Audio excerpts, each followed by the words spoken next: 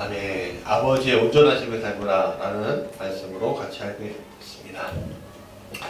김동호 목사님의 책 중에 참 좋은 사람이라는 책이 있어요.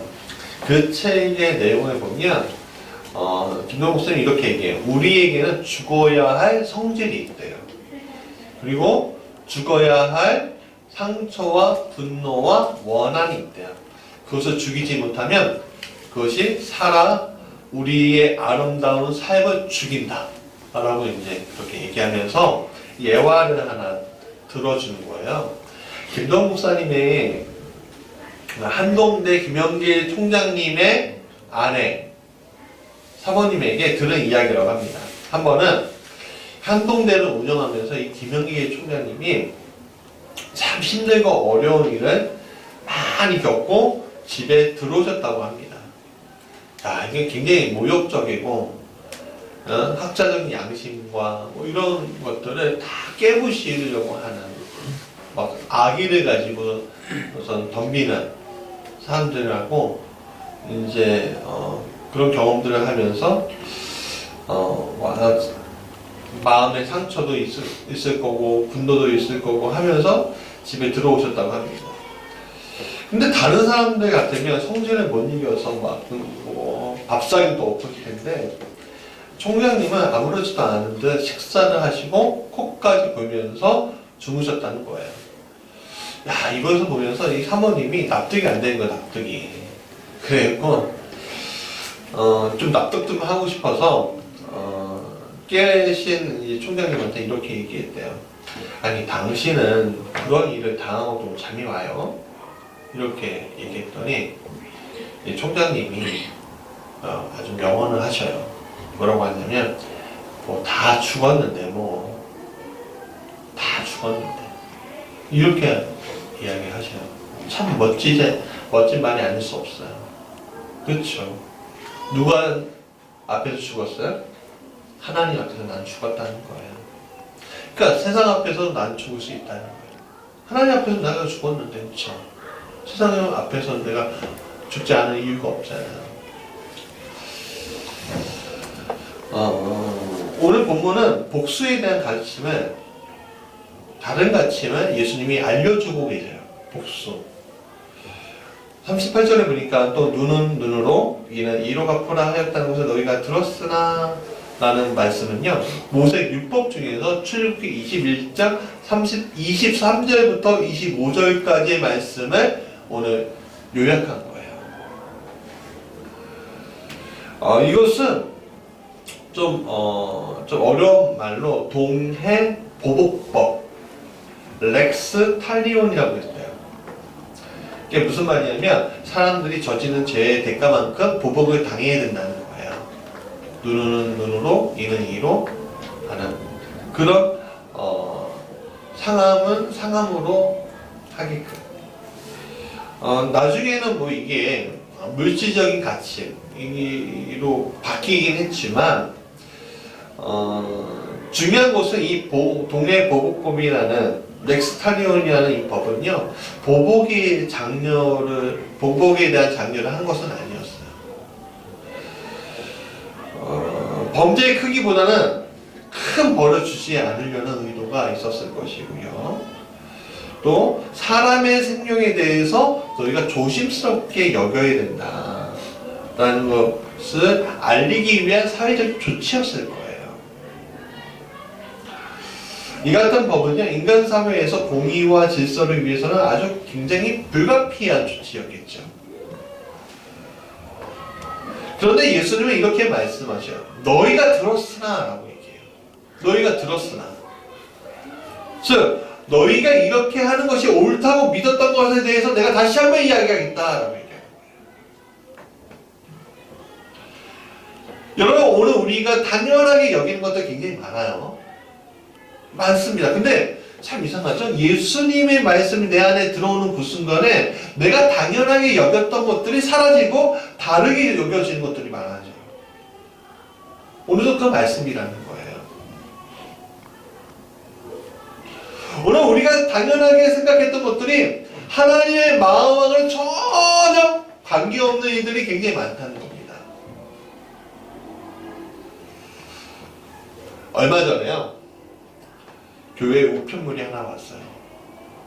보니까 차량 배기가스 위반에 대한 과태료 통지서였어요. 그것도 2장. 야, 저는 교회 승합차가 5등급 차량인지도 몰랐어요. 오고 나서 알았어요. 어디서 그것을 받았냐 하니까 이 검단 가는 길 있잖아요. 그 해병대. 거기에 그 배기가스 그 측정기가 있었나봐요. 그래서 인천에서 그거를 서울에서 시행한다는 걸 알았는데 인천에서 시행한다는 걸 몰랐거든요. 그래서 무슨 일이 있어갖고 가다가 걸렸나봐요. 여태까지는 그렇게 잘 탔는데 어느 순간에 환경의 위협의 요소가 된 차량을 내가 몰고 있는 것을 봤어요.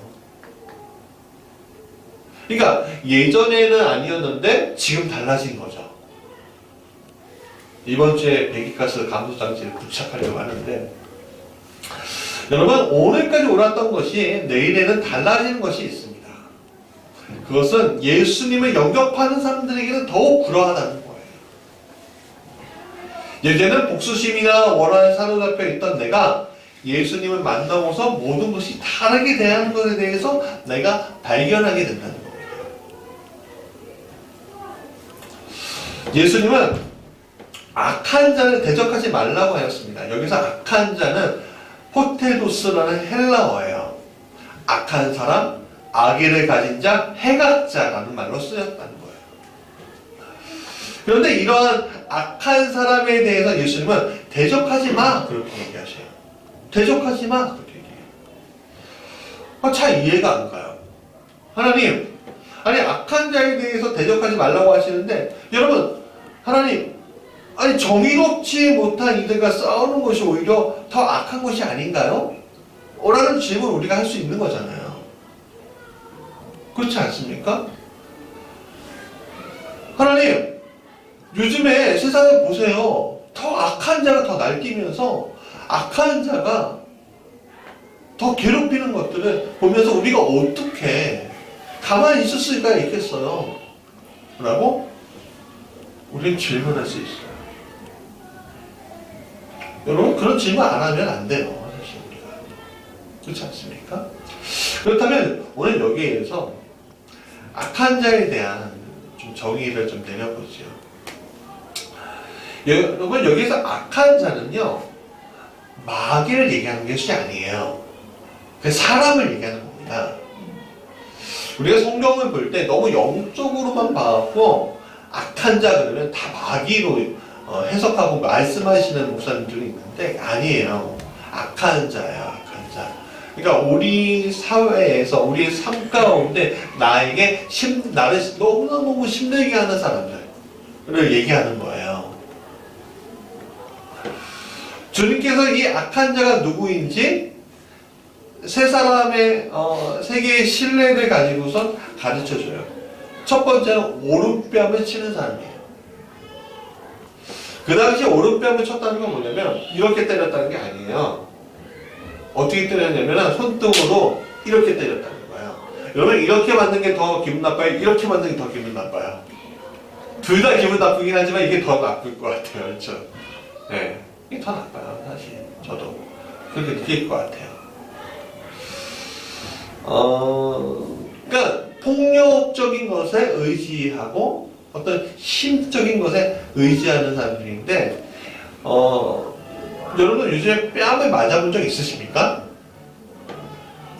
저는 어렸을 때 초등학교, 중학교 1학년 때 한 번 맞고서 한 번도 맞아본 적이 없는데, 사실 우리가 이런 경우들은 별로 없어요. 사실은. 그렇죠? 근데 그러면 뭐냐라고 할 때 모욕하는 자에 대한 이야기를 하는 거예요. 모욕하는 자. 나를 모욕한다는 건 뭐예요? 뒤에서 수근수근 대거나 아니면 요즘에 어떻게 해요? SNS 같은 걸로 막 이야기하고 나를 왕따시키고 나를 초대하지 않고 오늘 외식 있어요! 라고 하는데 나만 쏙 빼놓고 그러면 나에 대해서 막 이야기하고 그냥 모욕당하는 거잖아요. 사실 예. 대놓고 하는 경우들이 굉장히 많아요. 생각보다 우리가 살아가는 동안. 그렇게 나를 모욕하는 자에 대해서 우리는 어떻게 대해야 될까요? 예수님 그런 사람들이 악한 자래요. 네. 두 번째는 속옷까지 가지고자 고발하는 자를 얘기해요. 이게 무슨 말이냐면, 여러분 예전에 굉장히 빈민층들이 많아서 겉옷이 돈이 되는, 그러니까 우리는 이제는 막 버리잖아요. 근데 아프리카나 이런 데 가면은 우리가 버린 옷 가지고서 입는 경우도 있잖아요. 얼마 전에 이란인가요? 어딘가요? 뭐 그 문재인 대통령 선거하는데 그 점퍼를 입고 있는 것을 뭐 사진을 찍혀갖고 딱 보였는데 깜짝 놀랐. 우리 나라 사람들이 깜짝 놀랐. 거기까지 갔냐고 이런 신문으로 나왔는데, 하여간 여러분 겉옷은 지금 우리는 뭐 홍보는 안 했지만 그 당시에 겉옷은요 민민들에게는 이불이나 다름없었어요. 집이 없는 자에게는 이불이나 다름없었다고요. 다 이게 돈이잖아요. 네. 여러분 오늘 그 산업혁명 할 때 뭐를 파는지 아십니까? 면직을 팔았어요. 옷감이요. 그러니까 옷을 만들고 옷감을 한다는 것 자체는요 굉장히 공이 많이 드는 일이었습니다. 그래서 헌 옷이라도 가치가 있었어요. 네. 새 옷보다는 아니겠지만. 근데 그 겉옷을 재판장 그 겉옷을 저당 잡히고 그리고 뭐 음식물을 얻거나 그런 일이 있었다는 거예요. 그 당시에. 근데 그 당시 율법은 매일 저녁해가 지고 나면은 그 겉옷을 돌려주게 돼 있었어요. 그러니까 근데 그것을 엄격하게 요구했는데, 근데 율법은요 채무자의 권한은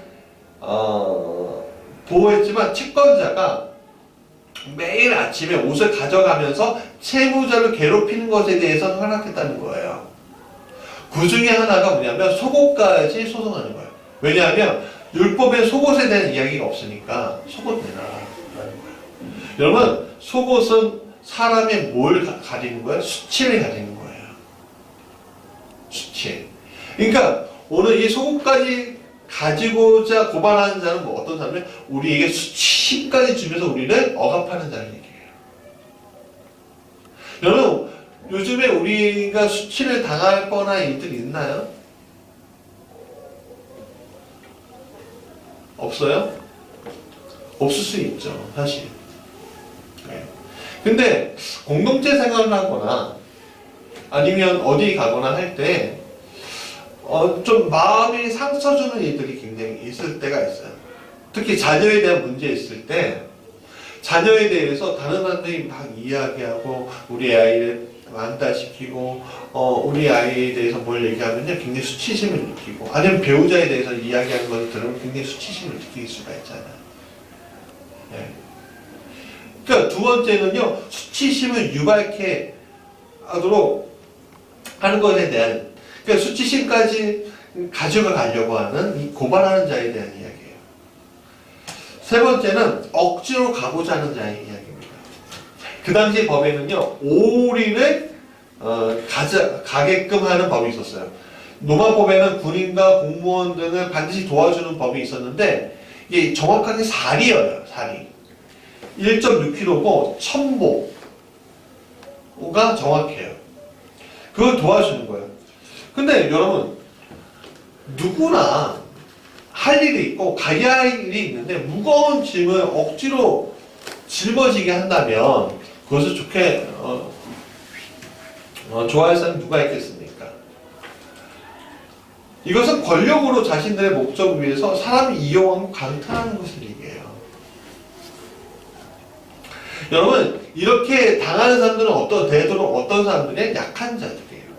힘없는 자. 그러니까 결국에는 뭐예요? 권력으로 우리를 억압하고 우리를 억지로 데리고 가는 것들을 얘기해요. 그럼 오늘 우리의 삶 가운데 무엇이 있을까요? 여러분, 쉽게 생각하면요, 부동산 있잖아요. 부동산 보면요, 요즘에 서울 집값이 장난 아니잖아요. 근데 우리가 지금 그 부동산을 우리 집 갖고 싶긴 한데 돈이 없잖아요. 그래서 돈을 모으는데 어떻게 해요? 눈 뜨면 눈 가고, 눈 뜨면 1억 올라가고 2억 올라가고. 그러니까 도저히 따라잡을 수 없게끔 만들어버리잖아요. 사회 구조가. 돈 있는 자들이, 아니면 어떤 세력들이. 그러니까 우리는 끌려가는 거예요, 이렇게. 억지로. 그러면서 예전엔 뭐 1억이면은 너무 많아 했던 것들이 10억, 20억이 되어 가는 거예요. 그러니까 오늘 우리가 이렇게 끌려가는 거예요. 우리 삶 가운데. 그런 자들이 주님은 악한 자라고 얘기하는 거예요. 이 셋의 모든 경우가 힘으로 남을 지배하고자 하는 데서 나와요. 권력이나 재물이나 어떤 힘을 가진 사람들이에요. 이런 사람들이 악한 자의 속에 속한 길을 걷고 있는 자들입니다. 그런데 이런 사람들이 돌변해서 나에게 손 내밀면서 도와달라고 할 때가 있을까요? 없을까요? 있어요. 가장 그때가 언제인지 아십니까? 4월이 될 겁니다. 국회의원들. 대표적 국회의원들 있잖아요. 선거 때면 도와달라고. 손 내미는데 선거 끝나고 당선되면 어떻게 돼요? 모른 체 한다는 거예요. 네. 얼마 전에 법을 하나 통과시켜달라고 아이의 부모들이 무릎 꿇고 좀 사정사정 했는데도 그거 억지로 끌고 가다가 결국 되긴 했지만 그런 적이 있었잖아요. 여러분들이랑 어떻게 하겠습니까? 나를 미워하고 나에게 고통 주는 사람들을 오늘 42절에 있는 말씀처럼 내게 구하는 자에게 주며 내게 꾸고자 하는 자에게 거절하지 말라는 그 예수님의 말씀을 따르겠습니까? 언제 돌변할지도 모르는 사람 앞에서 때로는 저들은 나를 나쁘게 이용할 것임이 뻔함에도 불구하고 우리는 이런 상태에서 어떻게 해야 할까요? 이것은 이어지는 43절, 44절의 말씀을 보면 알 수가 있는데 우리 같이 읽어볼까요? 시작! 또 내 이웃을 사랑하고 내 원수를 미워하라 하는 것을 너희가 들었으나 나는 너희에게 이르노니 너희 원수를 사랑하며 너희를 박해하는 자를 위하여 기도하라. 이 말씀을 보면 결국에는 예수님은 이 모든 문제를 어떻게 보고 있냐면 사랑이라는 단어, 사랑의 문제로 보고 계시다는 것을 우리가 알 수가 있어요. 우리는 우리를 괴롭게 하는 자들에 대해서 원수로 여깁니다. 원수는 나에게 적의를 가지고 있는 사람 얘기예요. 나에게 적의가 있는 사람은 나를 괴롭게 하는 것을 당연하게 여기는 사람들이에요. 여러분 괴롭지 않아 본 사람들이 없을 거예요. 혹시 여러분 왕따 당해본 적 있습니까? 저는 학교에서 왕따를 당해본 적이 있어요. 고등학교 2학년 때. 아직도 기억이 나요. 어떤 좀 성격이 이상한 애인데 내가 그냥 뭐 착한 아이니까 뭐 이렇게 뭐 대적하지 않는 착한 아이니까 계속 괴롭히는 거예요. 뒤에서 앞에서 몰려다니면서 하루는요 구역칼 있잖아요. 구역칼 가지고 와 그냥 제 목에 이렇게 대기도 하는 거예요. 너무너무 그 소름이 끼쳐요. 이름도 기억나요. 김대경. 네. 다 기억 안 나는데 걔만 기억이 나요. 저한테 얼마나 공포스러웠으면 그랬겠어요. 제 안에서. 그들은요, 나의 뺨을 때리고요. 나의 속옷을 가져가려고 고소하고요. 나를 억지로 끌고 가는 사람들이에요. 오늘 우리의 삶 가운데 그런 일들이 일어나고 있어요. 여러분, 오늘 우리의 삶 가운데 우리의 피부로 닿지 않는 거일 수도 있겠지만 여러분, 우리의 삶의 구조가 그렇게 우리를 끌고 가고 있단 말이에요. 이번에 미국이 우리나라한테 요구하는 게 있어요. 뭐냐면 저 이란의 호르무즈 해협에 가고 군대를 파견해라 라고 얘기해요. 근데 우리 한국 입장에서 이란은요 굉장히 큰 고객이 돼요. 그리고 과거 인연도 있대요. 그러니까 가고 싶어도 못 가는 상황이에요. 근데 어떻게 해요? 누가 힘이 세요? 미국이 힘이 세요? 우리가 힘이 세요? 미국이 힘이 세잖아요. 그러니까 우리는 억지로 끌려가고 있는 거예요. 그러니까 오늘 우리의 삶이 그런 식으로 끌려간다니까요. 그런데 그들을 예수님은 사랑하라고 얘기해요. 오히려 박해하는 자를 위해서 기도하라고 얘기해요. 참 이해가 안 됩니다. 주님, 우리 그렇게 말씀드릴 수 있지 않아요?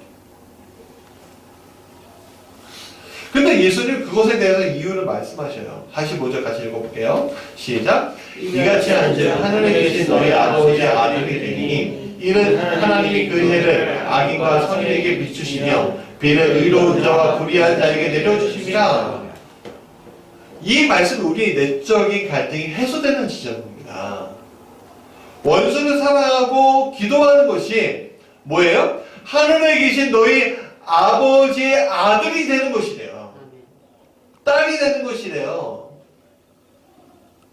이 말씀은 마태복음 5장 9절 화평하게 하는 자는 복이 있나니 그들이 하나님의 아들이라 일컬음을 받을 것이며 라는 말씀하고 연결이 됩니다.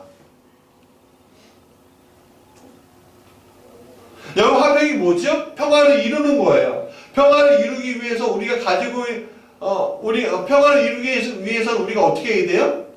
우리가 가지고 있는 자존심 계속 가지고 있어야 돼요? 버려야 돼요. 우리가 당연하게 여겼던 것을 내려놓아야 돼요. 예수님은 그것을 우리에게 요구하고 있는 거예요. 나는 내 자존심을 가지고서 여태까지 살아왔는데 라고 얘기하는 분들이 많아요. 내가 여태까지 이렇게 이런 법칙으로 살아왔고 여기까지 왔는데 라고 이야기하시는 분들이 많아요. 근데 그걸 내려놓으래요. 왜냐하면 우리가 우리의 자존심을 챙기면 챙길수록 우리의 문제 속에서 해결되지 못한 채 계속 상처를 입고 상처를 주는 존재로 우리는 이 삶이라는 전쟁터에서 나가설 수밖에 없는 거예요. 내 자존심을 가지고 전쟁터에 나가고 자존심으로 싸워서 이긴데 또 다른 문제가 우리에게 펼쳐진다는 것을 얘기해 주고 있어요. 그건 뭐예요? 계속 원수를 만들어가고 있는 거예요. 여러분, 오늘날 원수라는 단어가 조금 저기를 품는다는 게 조금 우리하고 많이 동떨어져 있을 수 있어요. 사실 그만큼 우리의 사회가 안정되고 우리의 삶이 안정되면 그건 좀 다를 수 있어요. 근데 여러분이 다르게 생각하면 여러분들 마음에 불편한 사람도 있을 거 아니에요. 마음을 좀 어렵게 여기는 사람도 있을 거 아니에요.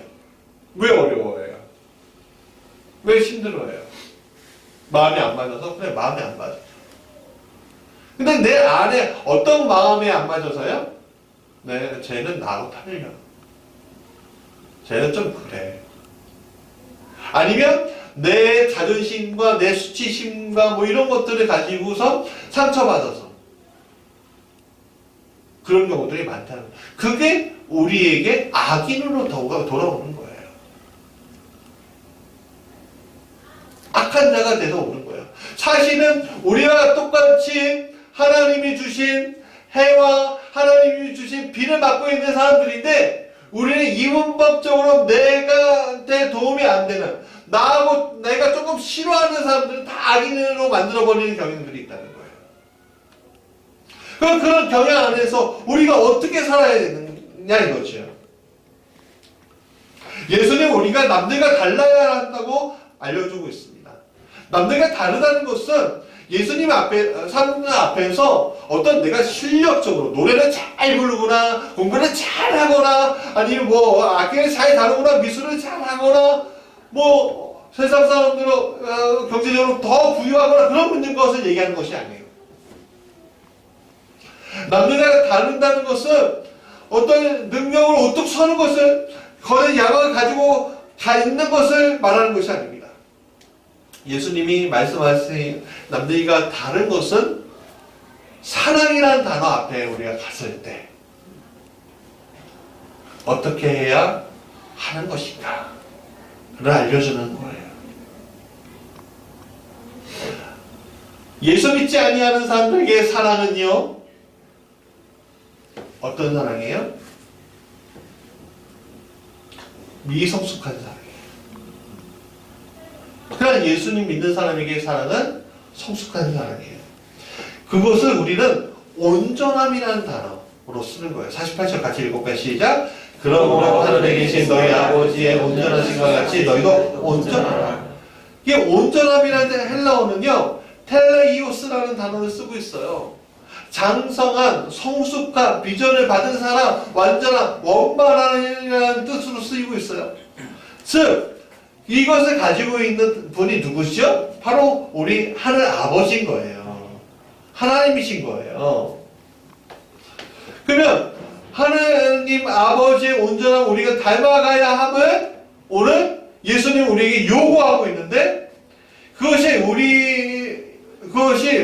우리를 진정으로 사랑하는 것이 아니고서는 안 된다는 것을, 그것을 이웃을 진정으로 사랑하는 것이 아니고서는 안 된다는 것을 얘기하고 있어요. 이웃사랑. 근데 우리가 이웃을 사랑할 수 있는 능력이 있어요? 조금 없을까요? 조금 있는데 완전하진 않죠. 나하고 불편한 사람은 이웃이라고 여기진 않아요. 그러니까 우리는 능력이 없는 거였어요.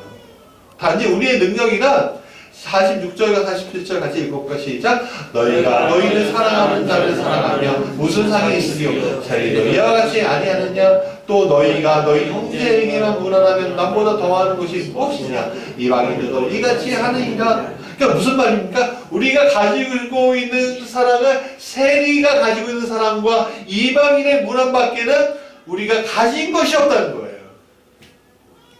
이게 막 이 말씀 맞죠? 나를 괴롭게 하고 나를 아프게 하는 사람들 하고는 우리는 상종도 안 하잖아요.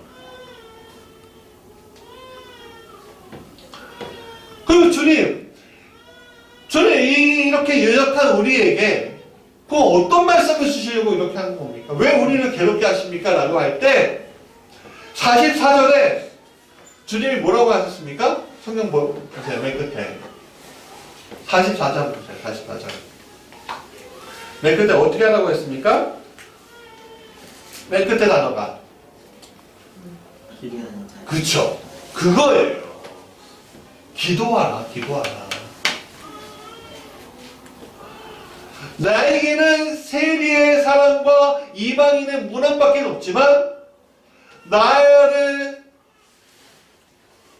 넘어서게 하는 법, 나하고 상종하지 못하게 만드는 내 안의 자존심 때문에 상종하지 못했던 그 악인들에 대한 것들에 대한 부분들, 사실은 악인이 아닌데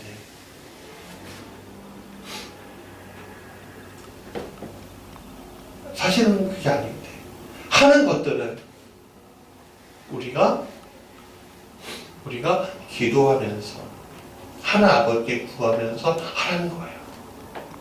그러면 어떤 일이 일어나냐면 오른뺨을 때릴 때 왼뺨도 될 수 있는 거예요.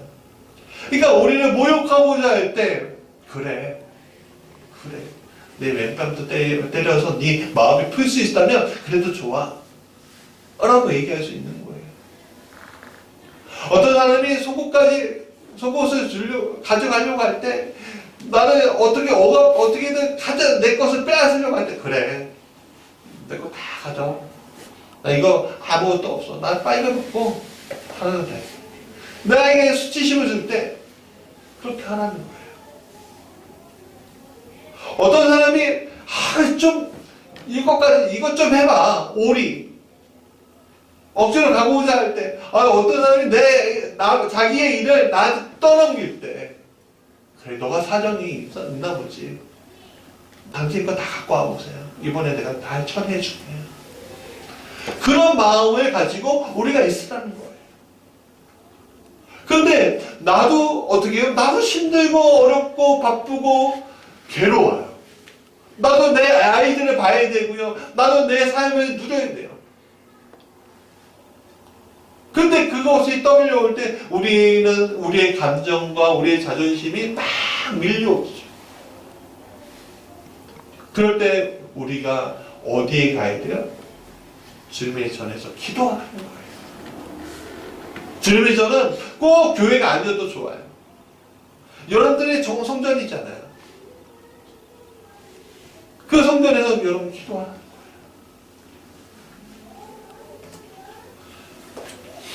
그럼 그 하나님이 주시는 그 능력이 우리에게 임한다는 거예요.